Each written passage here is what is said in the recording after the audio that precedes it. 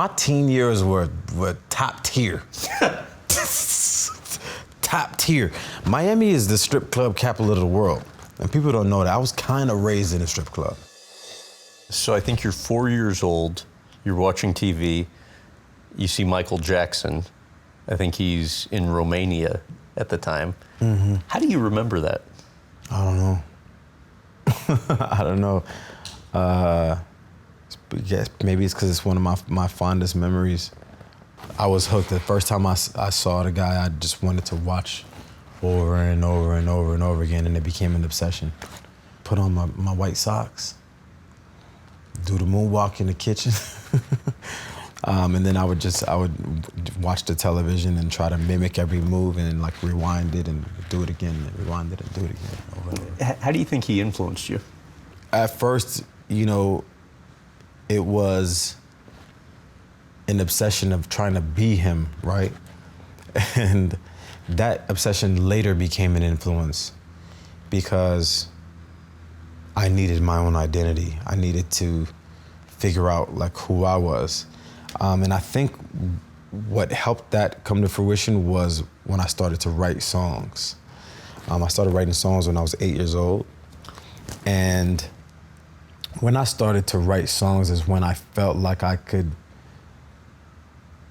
had my own voice, so to speak. And I think the specific thing that makes an artist is individuality. And I became an individual by being exposed to a lot of different things. Going to school for performing arts, I studied classical music my whole life. I studied jazz music significantly. I read music. So you're 16, 17 years old, getting dressed up and going to the club in Miami. What are you doing there? Oh man, we fake it till you make it. Fake it till you make it. So my brother, my cousins, they would max out their credit cards, we were trying to look like we were something that we weren't. When we would go to the club, they would patch up, we call it a patch up. And basically they would spend the money that they had to buy a bottle. And I would have on the fake jewelry. And then we would go to the DJ booth and give them a CD and be like, you play this, I'm Jason Derulo, hometown, home team, play my record, let's see how the crowd reacts. So we wanted to look like we had something so that when people looked, it was like, oh yeah, who's that guy over there? Okay, look. I felt like we did a pretty good job. I wish I could see myself now then to see if we really accomplished it, because I can't tell if we did good or if we were just wasting money. I can't tell you to this day.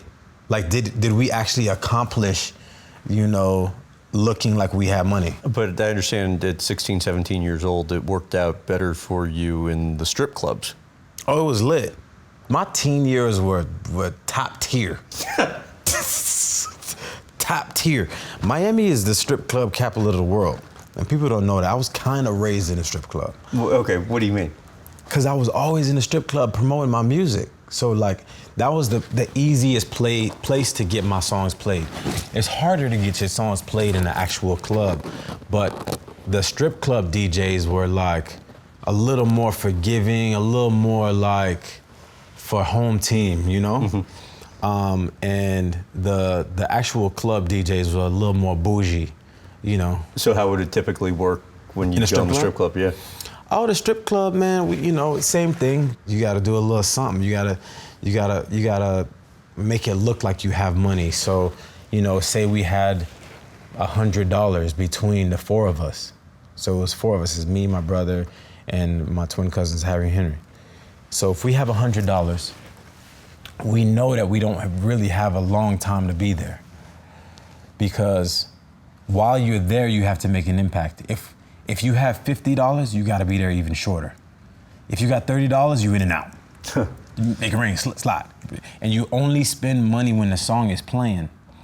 The key is to when the girls see you, when the dancers see you, they got to be like, oh, that's so and so. Whenever he come, it's lit, right?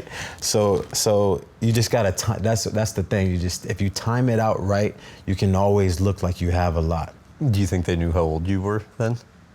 Nah, for sure not. Okay, so you go to theater school, and you've called that like the hardest time in your life. Why?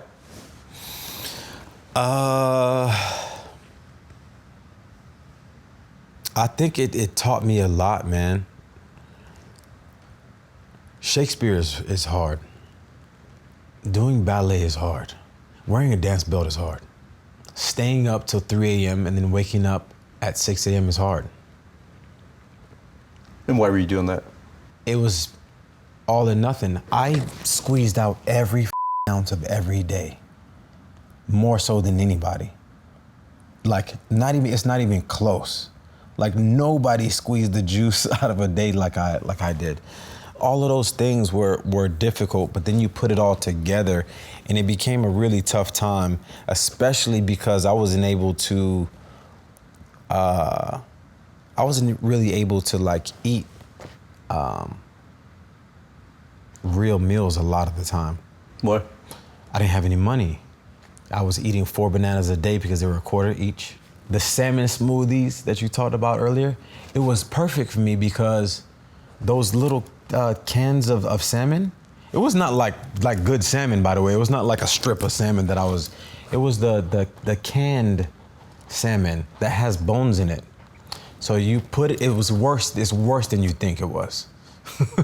But it was super cheap, and you put Tabasco sauce in there, and it was kind of like a little, like Bloody Mary vibe. You would have to learn a song one day, Yep. and then do it by memory in front of class the next day. Yeah. What do you feel like that taught you? That I'm not good at remembering. That's the reason why I started writing songs in the first place, because I couldn't remember nobody else's. So I started to freestyle. So if I wanted to sing, I had to sing something, right?